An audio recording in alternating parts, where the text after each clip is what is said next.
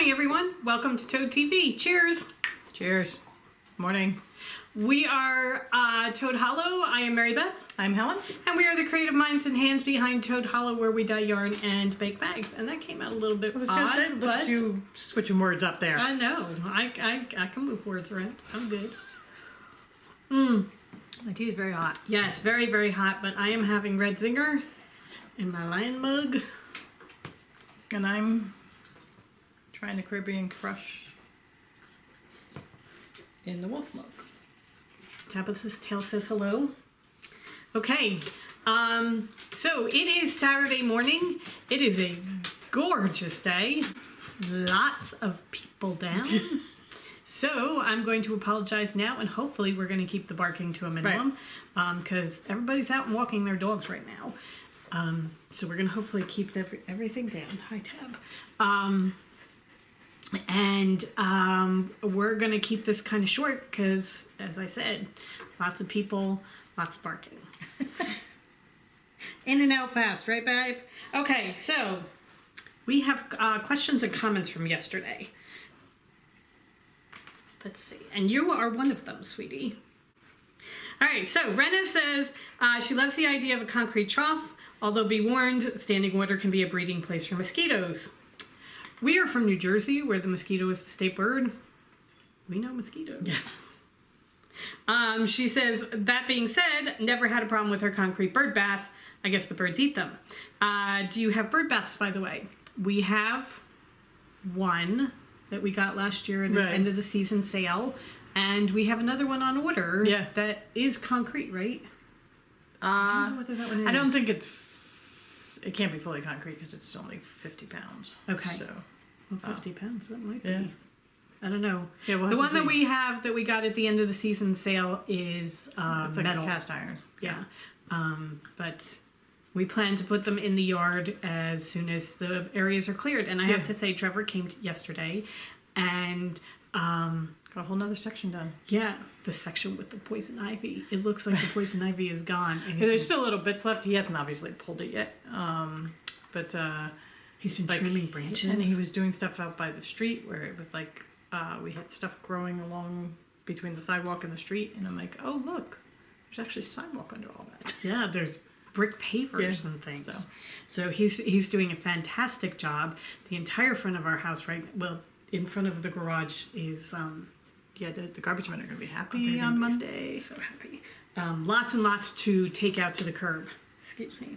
Petting the cat for some reason. Now I have cat hair on my nose. Lots of things to take out because he is building up that pile. Yeah. But fantastic. It looks so much better. Yeah. So happy. Susie Hammer says she just finished The Bartender's Tale. Wow, I highly recommend it. Thank you very much. I don't know that one. I don't know it either, so we are going to go find that and put it on our list because love having new books suggested to me.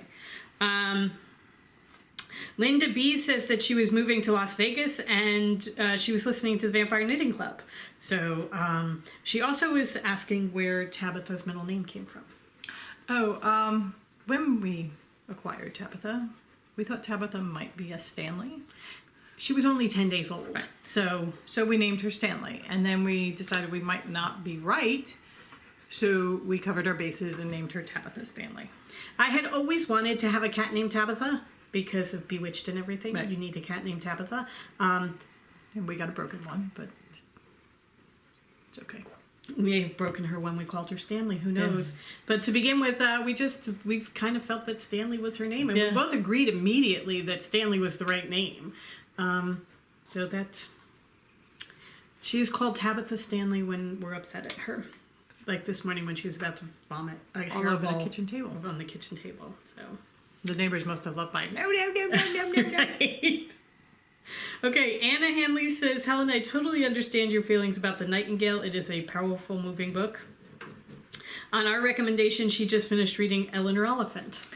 Oh, talk about a powerful book. I know, that was such a good book. That was a really good book, and we have yarn for it. I don't think we have I just brought it upstairs because it was drying. But we do have yarn for that, too. And she's about to start the 10,000 Doors of January. I'm actually kind of jealous of you because you have that to look forward to, but enjoy it because it's a wonderful book. Aggie says that she read The Nightingale twice and loved it. They're supposed to be making a movie. I'm pretty sure the Fanning sisters, Elle and Dakota, are both going to be Oh, are they the doing two sisters. Deanne and Isabel? Yep. Okay. So they're going to be doing the sisters. Okay. And she says that Kristen Hanna doesn't write a bad book, and her trilogy Firefly Lane is coming to Netflix. So we have to look that up because you're right. I mean, I've read 2 of hers. But both of them. And both of them have, I mean, skyrocketed to my top of my favorite list. Yeah. So, yeah. She really is. One of the things we'll discuss is her brilliant storytelling. We also have a copy of The Winter Garden, Yeah. which I saw that Sister Number 3 is doing this challenge on Facebook where you put the covers of 10 books. Right. And she had put up The Nightingale as one of her favorites, and somebody commented, one of her friends commented and said that she loved that book, but she really loved The Winter Garden the best. Oh, okay. So, and it's set in Leningrad, so it's going to be very interesting. Okay. So that we have that to do. Patricia says, hated the girl on the train. Her celebrity crush was Eric Estrada, and the faded pastels over Helen's shoulder are lovely. Yes, they are. This is all part of our Mrs. White's Tea Party, and I will take complete credit for that because I dyed those and I absolutely adore them. Those are one of the ones where you do it and Everything turns out right. Okay, Diane Surgis says, do you ever trade places? We have on occasion, and people have called us out for it. They're like, wait, you're in the wrong space. We were doing a show one time, and we were sitting behind a table.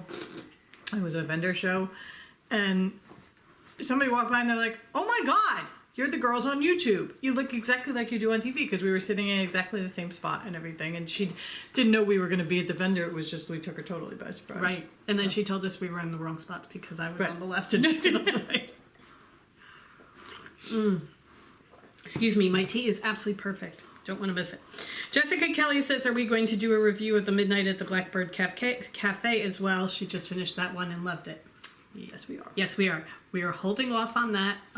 We have a bag that we want to make for it, and we're going to dye yarn to go with it. So when we do the whole thing, then we're going to do it. The Blackbird Cafe is going to end up in our 5-star read collection. So. And by the way, thank you so much, Marnie, for sending us that book because loved it. That was a really good one. And the Blackbirds come now, and if you've read the book, it's just like, oh look, the Blackbird's here. Also, we loved it so much that we sent one of our copies up to my mom to read, and the other copy is going to Sister Number 3 once we dye the yarn to go with it, because we're sharing it as much as possible. Deb says your arch is actually called an arbor. Yes, that is the word I was looking for. Thank you.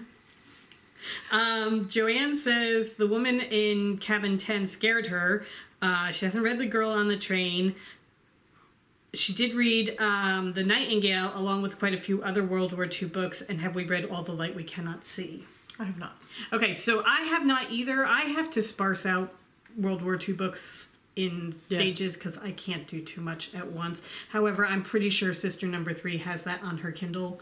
And I'm pretty sure she was just recommending it. So yeah, so we do have that on our radar to read. It's just I need a little bit of space in between. Yeah, especially after The Nightingale, because the book was so good. It's going to be very hard to live up to it. Though I know that All the Light We Cannot See has been raved about. Right. And there's just so much of that. Yeah. That I can take. Right. So. And Liz Straw says her best friend is from a family of 6, 4 girls and 2 boys. They all look very much alike and like their father. And she has been with her in many places where she's been mistaken for one of her sisters. So there are 6 of us. We go 3 boys, 3 girls. Right. We all look exactly like my father. Although my mother claims to have taken our minds for most of the girls because we think very similarly to her. And there was one time where we were in a bookstore in the middle of Indiana where my father walked in and the bookseller told him, you have a child over there and a child over there and a child over there, and didn't connect my mother to us at all. Yeah. Left her completely alone.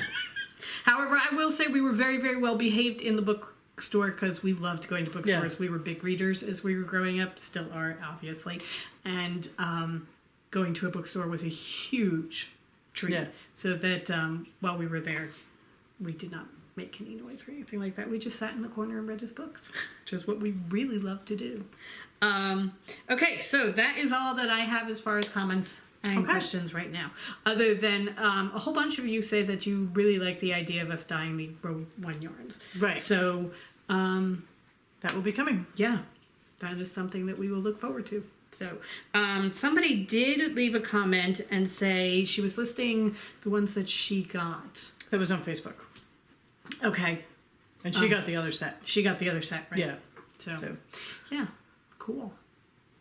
Okay, so we will let you know as soon as that happens. But we are off to work. Well, actually, first we're going to feed ourselves because I'm starving. I do want to say we went to Barry's last night. We got patty melts instead of cheesesteaks.